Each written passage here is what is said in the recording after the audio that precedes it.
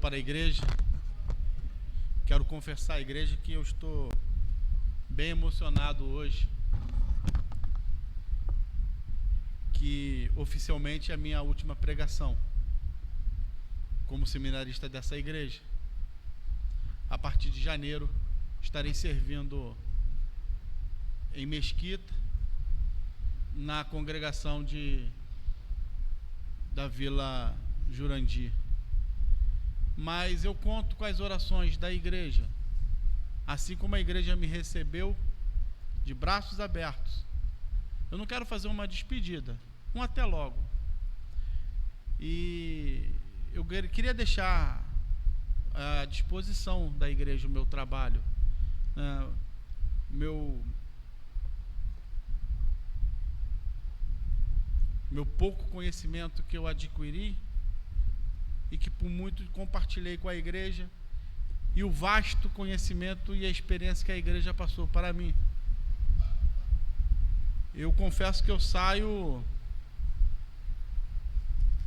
com o coração muito apertado,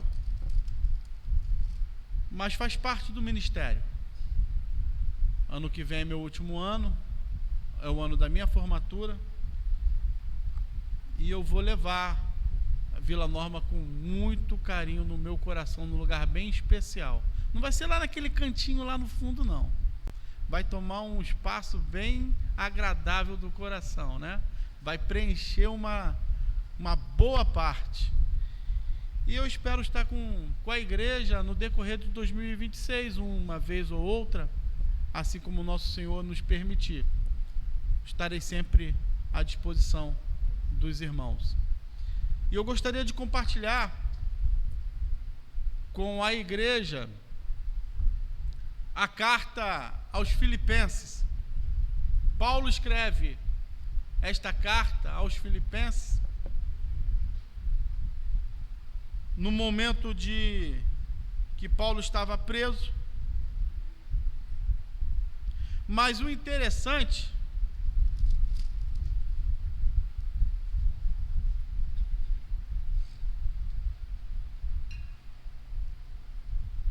que mesmo preso, Paulo escreve esta carta, e a carta ela é denominada como a carta da alegria. Como pode alguém estar preso, estando preso,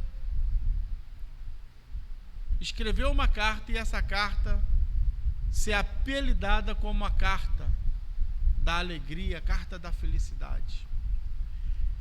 E como eu fiz da última vez, nós vamos ler um trecho da palavra, mas nós vamos nos basear num versículo que é a chave hermenêutica de toda a epístola de Filipenses. Então a igreja abra em Filipenses, capítulo 4, nós vamos ler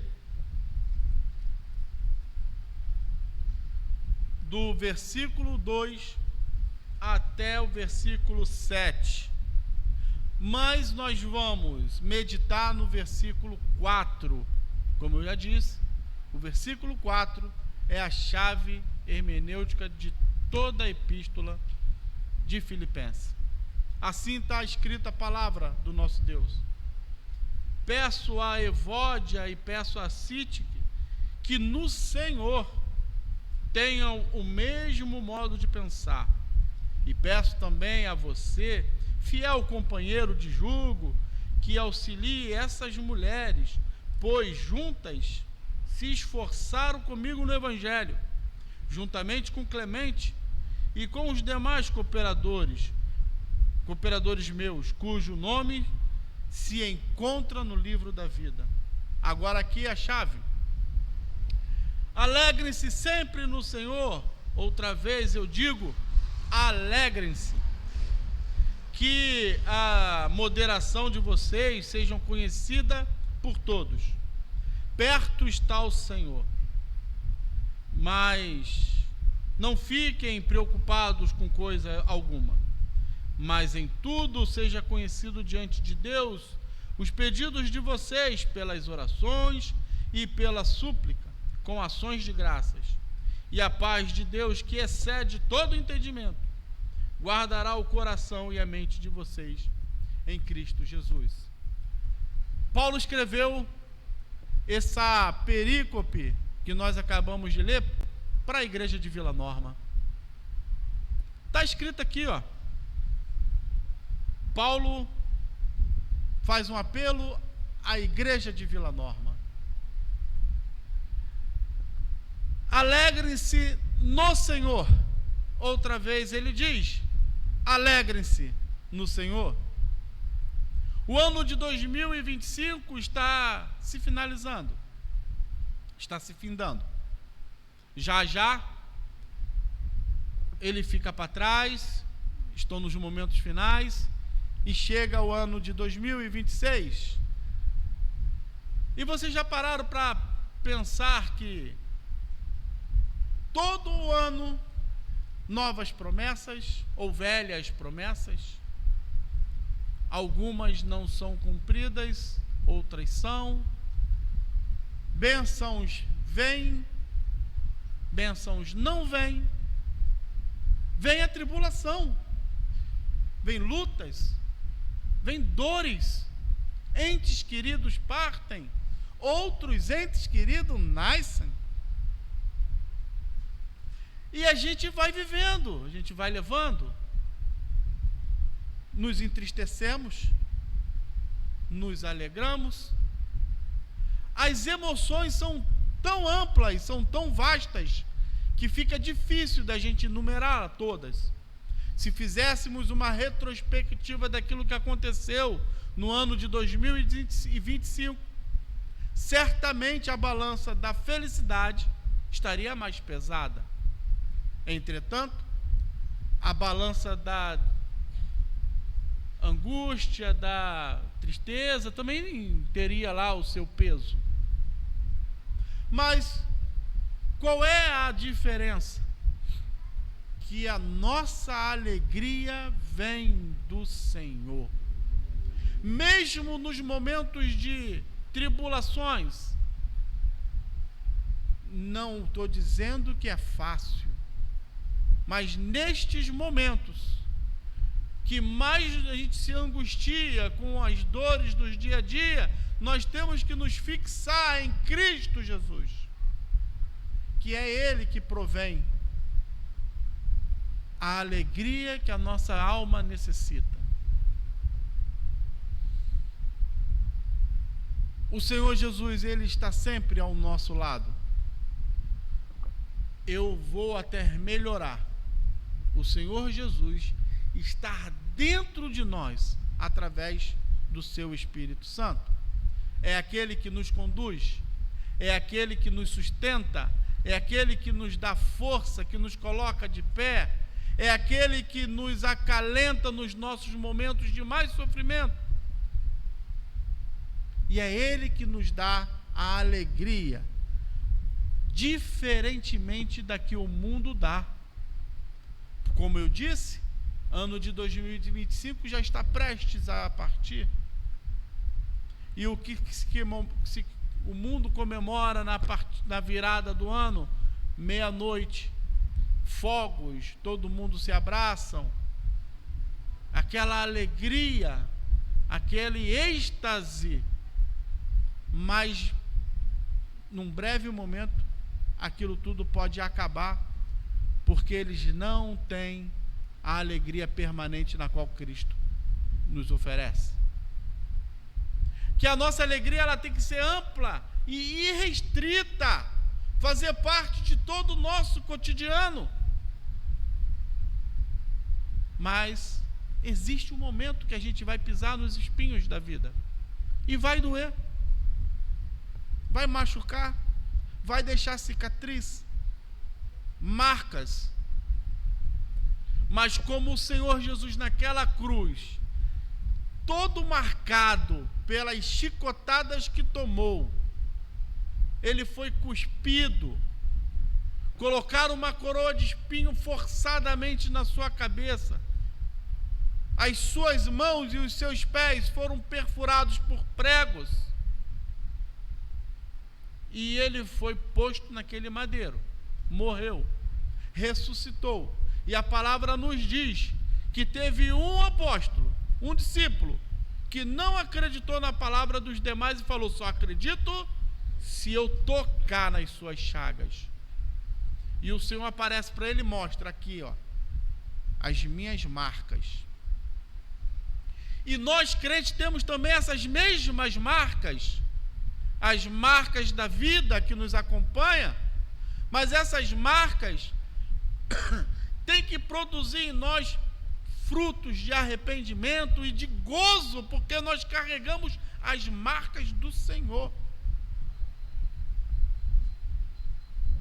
Nós vivemos num momento especial, meus irmãos, que é a passagem de ano, é um momento especial. O mundo está comemorando, o mundo vai comemorar. As famílias estão se preparando para o Réveillon. Alguns irão para a Copacabana ver os fogos. Eu nunca tive, não sei nem se é privilégio, mas eu nunca fui, nem por curiosidade.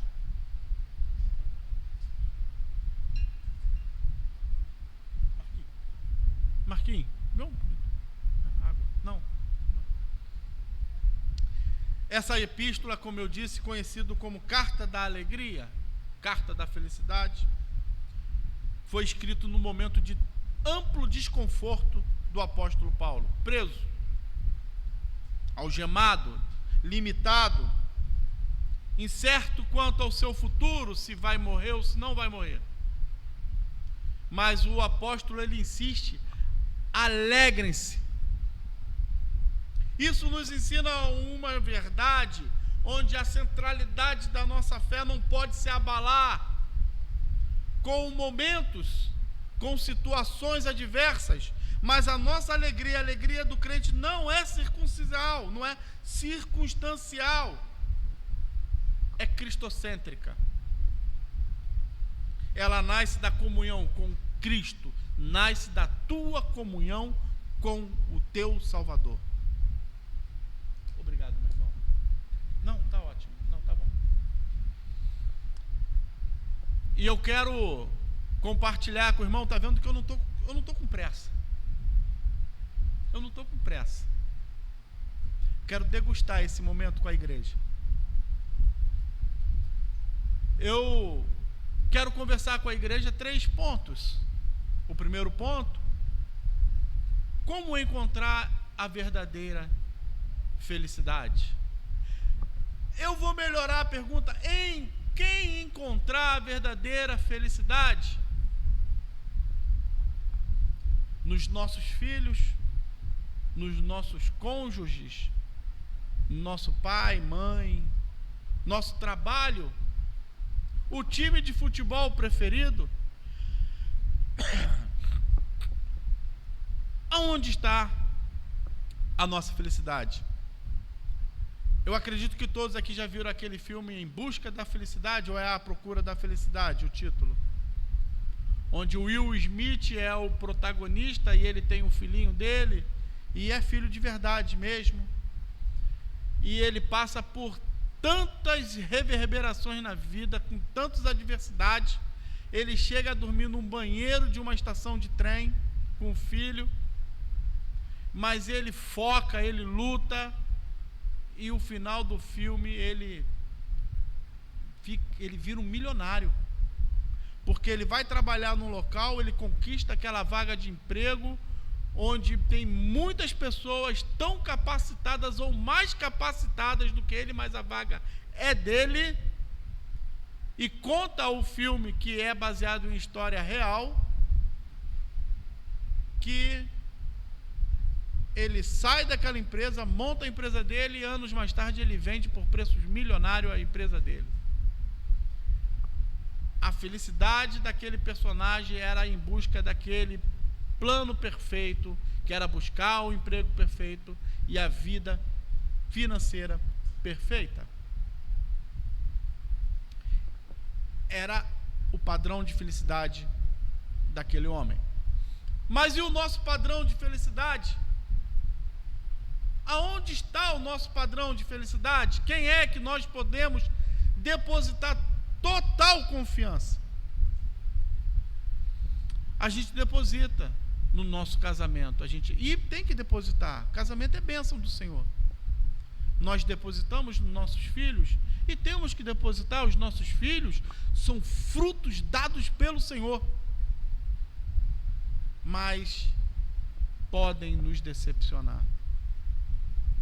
Mas o Senhor Jesus, Ele nunca vai te decepcionar. Nunca vai decepcionar a tua noiva, adornada, preparada para o noivo.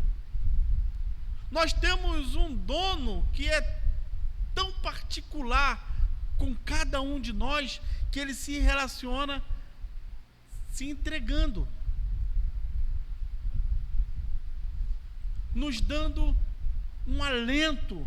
Hoje pela manhã, na escola dominical, o título era A Certeza da Graça e da Salvação, que não deveria trazer debate nem dúvida, mas sustento e alento, porque eu sou de Jesus, eu tenho um dono, e Ele supre todas as minhas necessidades, mesmo nos momentos mais doloridos. É Jesus que nós temos que depositar 100% da nossa confiança. Ele não vai nos desamparar, nunca. Paulo não manda os filipenses buscarem alegria em conquista, prosperidade ou ausência de um problema, mas ele manda buscar no Senhor. E ele explica: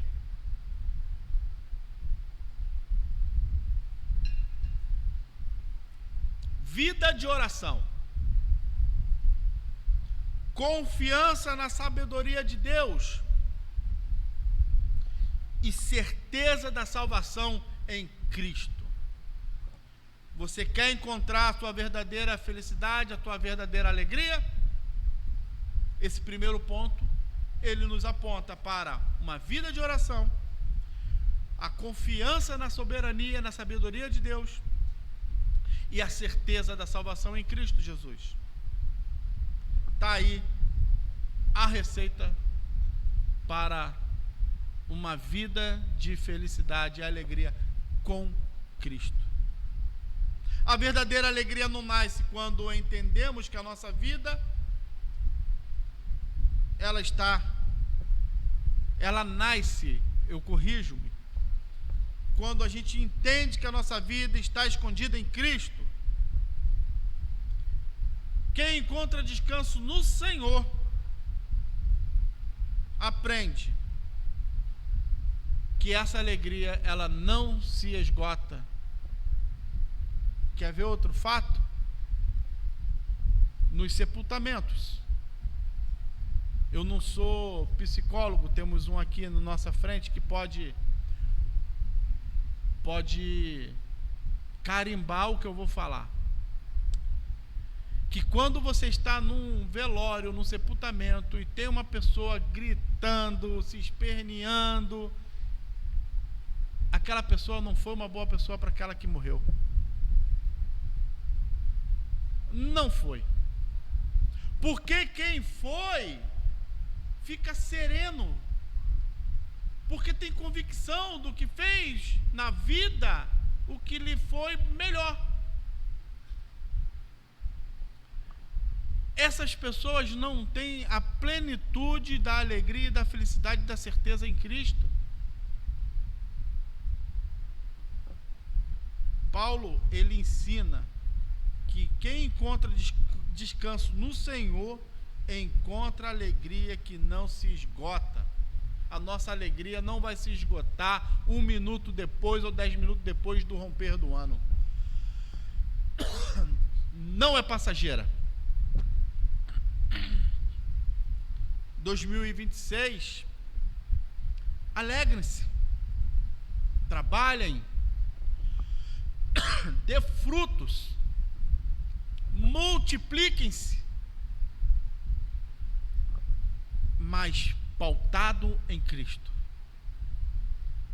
Ponto 2, alegre-se sempre, não apenas nos momentos fáceis, mas também nos momentos difíceis. difíceis, de luta, de dores. O verdadeiro cristão, ele é medido conforme o Senhor vai nos dando capacidade de aguentar, porque Ele falou que Ele não vai nos dar maiores trabalhos, cargas maiores, na qual nós não podemos aguentar. Se você está de pé, porque você aguenta. Se você pode, Ele vai te sustentar. Ele não vai te dar nada daquilo que você não vai sustentar, que tu não vai conseguir. Sabe a medida certa. E sabe o que é isso para a gente? É um alento. Porque sabemos que tem um Deus que não vai nos provar além daquilo que nós podemos sustentar, suportar. Ele está contigo nessa luta. Se não deu certo em 2025, acalma o teu coração que vai dar certo em nome de Jesus em 2026. Vida de oração. Ore ao Senhor, busca ao Senhor, que o Senhor vai dar aquilo que está no teu coração.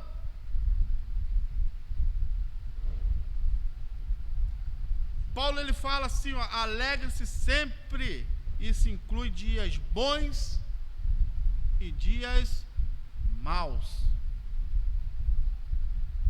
A alegria do crente é não ignorar a dor, não negar o sofrimento, mas caminhar acima de qualquer circunstância, sustentada pela esperança que há em Cristo Jesus. Qual foi a única promessa que o Senhor nos deixou antes de partir? Quem lembra? Que Ele voltaria para buscar a sua igreja. Vou para o Pai, eu não vou vos deixar órfão, vou mandar um outro Consolador, que estará convosco até a consumação dos séculos, até que eu volte. E tem crente se frustrando por aí, procurando coisas diferentes disso. O Senhor Jesus te prometeu e Ele vai te sustentar até o final. Ele volta e vai te encontrar do jeito que Ele deixou. Firme nele. Firmes nele, igreja. Firmes nele. O dia que a gente conseguir entender que a nossa vida tem que estar pautada e firme em Cristo, não vai ter circunstância ruim que vai dar jeito na nossa felicidade. As pessoas vão olhar para a gente e vão falar: crente é mais maluco do que vocês, não tem, porque como que pode estar rindo em situações adversas, estar alegre? O mundo está acabando, mas eu estou de pé.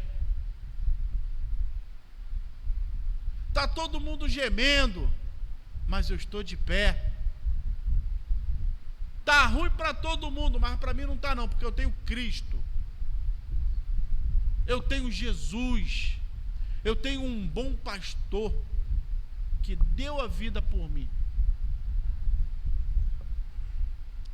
A alegria também, Paulo, ele fala sobre a sua prisão. E ele está alegre com Filipenses. Ele recebe uma notícia. E aí ele escreve aos Filipenses. E ele diz das suas prisões, dos seus açoites, da fome, da perseguição.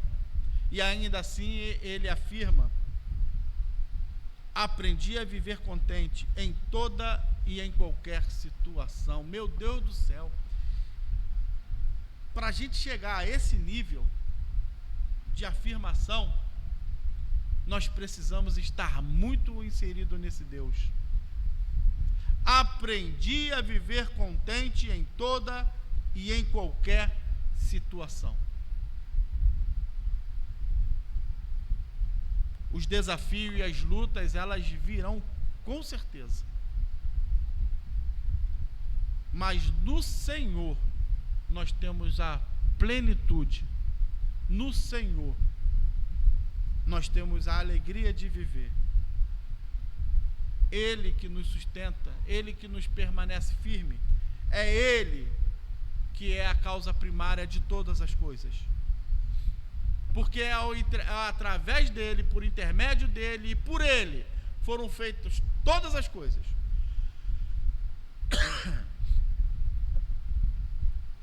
Terceiro, alegre-se apenas no Senhor. Paulo, ele é enfático. A alegria deve estar no Senhor, não em pessoas, projetos ou resultados. Pessoas, projetos e resultados são consequência daquilo que você tem em comunhão com o teu Deus, com o teu Cristo. Pessoas, projetos e resultados são consequências da sua intimidade com o seu Cristo. Tudo o que não é Cristo é instável.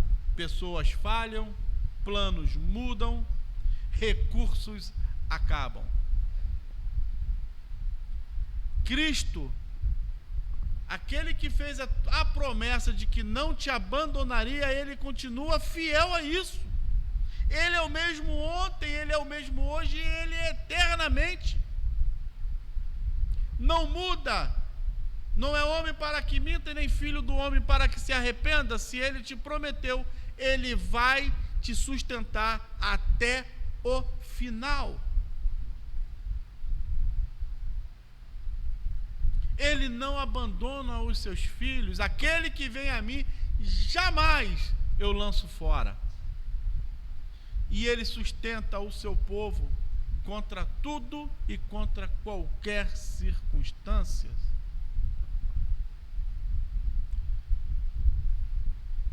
Paulo, ele repete várias vezes, eu estou aqui sendo redundante para poder confirmar o que Paulo fala também redundantemente na carta de Filipenses, que ele diz que, outra vez eu digo, alegre-se, não esqueça, alegre-se, continue, alegre-se, faça isso ou faça aquilo, alegre-se, e ele preso, sem saber do dia do amanhã.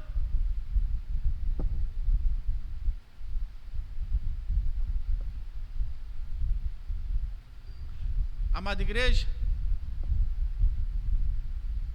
eu caminho aqui para as minhas considerações finais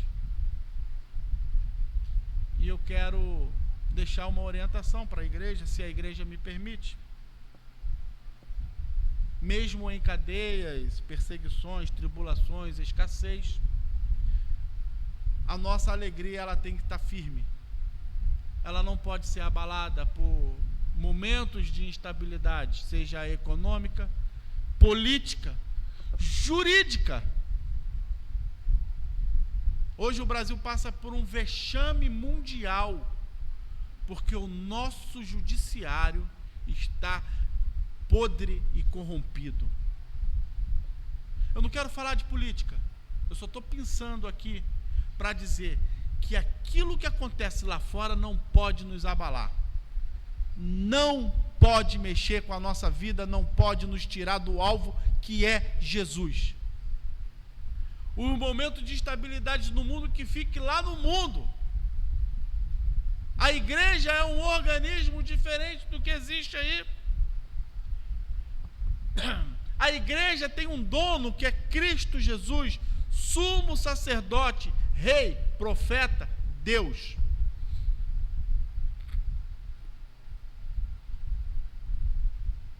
Alguns sonhos se cumpriram, eu já falei, outros não.